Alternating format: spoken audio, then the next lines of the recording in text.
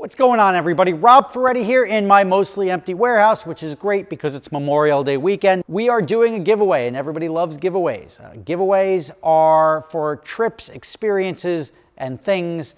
And this one is for the Adventure Drives drive in July. It's the Rocky Mountains trip from July 20th to July 28th, going from Denver, Colorado, driving up Pikes Peak over to Vail. We're going through Independence Pass to Aspen, going from Aspen to Moab to hike in Arches National Park, going over to Telluride all the way down the $1 Million Highway, over to the Four Corners, up to Monument Valley, from Monument Valley all the way over to Lower Antelope Canyon to Horseshoe Bend, that's a cool place, then Sedona all the way down to Scottsdale. So it's going to be a great trip.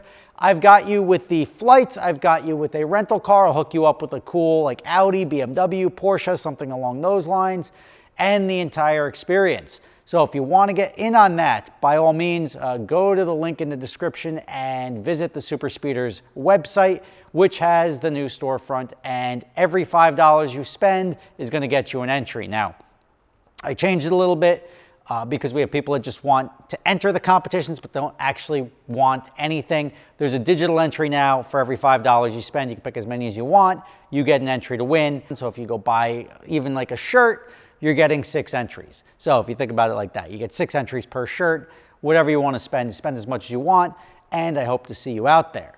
But that's not what we're talking about today. Today we're talking about the previous Adventure Drives trip, which was just in Monaco. And this is another Turo experience. And you hear me complain about Turo, but you also miss the things that they say that are good about Turo. I'm going to say that this is a positive Turo experience because Turo, in this case, is now available in France, which you may not know. We did a trip in Monaco, so we did Monaco, Saint-Tropez, and then we went over to Piemonte, Italy. That's like the wine region, Alba, and that like south of Turin, just there. And we had a great time. Rental cars and Turo are not available in Monaco, but they are available in France, which is where we flew into. That is a recent thing. And I reserved myself a S5 or an RS5, something like that. I think it was an S5. And I was like, I needed that because I needed a car that had more than 2 seats. I was looking for a Porsche. I had a Porsche lined up and somebody said they needed a ride. Nobody had anything other than 2-seaters on this trip. And I was like, all right, I'll get something with 4 seats. And there is really nothing cool with 4 seats, right? There are no good cars with 4 seats except for Audis, BMWs, or Mercedes. Audis are probably the most fun, right? Like an RS4, an RS5, RS7. Those cars, they boogie, they go, they look good, they sound good, they're fun to drive. The other cars would probably be a BMW M Series car or the AMGs, but the AMGs only come in automatic. I don't like that. But you know what? Objectively, even the S5 that I got was a paddle shift too. But I got it and I reserved it a couple of weeks in advance, and it saved me a lot of money both on the cost per day versus getting it through an exotic car rental company, and then also on the security deposit. For my Porsche, there was an 8,000 euro security deposit. That's 10 grand. So on Turo, there was no security deposit. So that's nice. Like, you don't have $10,000 tied up on a credit card for a security deposit for a rental that nothing is likely to happen, plus you have the insurance. So I rented the car. Guy the day before, and this is as expected, this is the downside of Turo, sends me a message and says, hey, problem, coolant leak. And I'm like, come on, coolant leak. Come on, man, I've got this car rented for the week. I can't have a coolant leak. Can you get it addressed? I'll try to get it fixed. We go back and forth a little bit, tries to get it fixed, allegedly can't get it fixed. And I had a buffer, right? I fly in before these trips start, so I'm there by the time everybody gets there. And I had some time, and I'm like, look, if you can't get it ready for my arrival, get it ready for the next day, get it ready for the next day, and that's it. He's like, I can get it ready for Thursday. I'm like, well, Thursday doesn't work, right? I can work with Tuesday, I can sort of work with Wednesday morning, I can't work with Thursday. So that guy ended up having to bail on me, and I was like, oh, sucks. And then I was like, well, now it's very last minute. This guy's bailing on me. I was counting on him. Let me see if I can find another car. I find another car over there, and the other car is also an S5, so it was great. But I was searching from Monaco, but searching in like Menton and some of the surrounding areas. I got a little bit unlucky there that I had to go all the way back past Nice, was like an hour away, but I was able to get an S5, which was great. The only problem was the guy is like a used car dealer that rents them out through Turo, and the car was great. Everything was great. It was a gorgeous white car. It did great. It had a bunch of kilometers on it, but condition-wise, it was great, so I can't complain about it.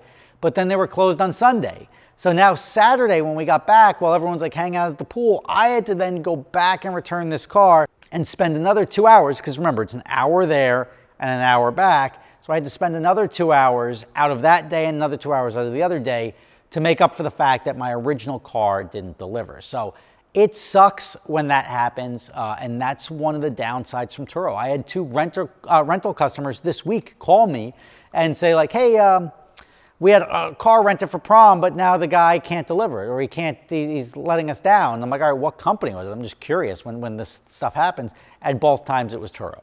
So I was like, all right, so these people are booking cars on Turo and thinking that they're getting a good deal and they're securing something, and then of course something comes up, they don't get the car, and you can't just walk around and grab another car like you can at the car rental agency. You're sort of stuck with like, well, what do I do now? And the only downside to it was once that guy canceled, it thought I was on rental, because he canceled like 2 days into my rental because I was still trying to make it work.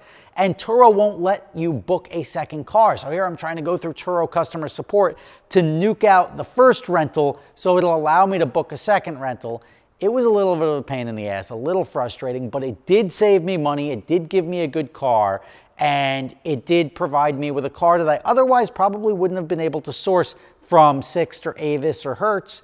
And at the Nice airport, a gorgeous airport, by the way, the best they had at Sixt was even more money than I was spending on the Turo car. It was a BMW like 4 Series M package. So it wasn't like an M4, it was just a 4 Series with an M package, which is not as good. So on this one, thumbs up to the experience with the second provider on Turo. He can't control where I'm gonna be, so he can't control the fact that I'm in Monaco and have to double back. That's pretty much the only sort of downside to that. But I also got let down by the car I had reserved. When you only have one car and your car breaks, you're sort of screwed.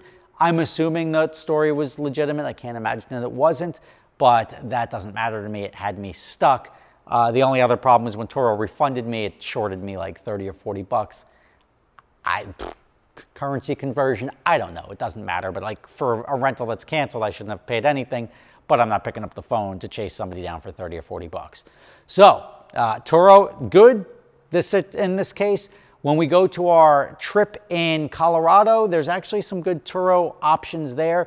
The only problem is Colorado to Arizona is a one-way, and that's a big problem when it comes to Turo, because if you own a car and you're renting it out of your house, you're not going to go to Arizona to pick it up. So you have to arrange with the rental guy in advance that he's okay with you shipping that car back.